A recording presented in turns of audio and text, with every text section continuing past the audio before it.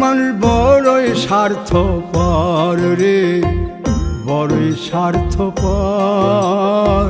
বুকের মাঝে জায়গা দিলে যতন কইরা ভাঙ্গে রে অন্তর। মানুষ বড়ই স্বার্থপর রে, বড়ই স্বার্থপর। বুকের মাঝে জায়গা দিলে যতন কইরা ভাঙ্গে রে অন্তর।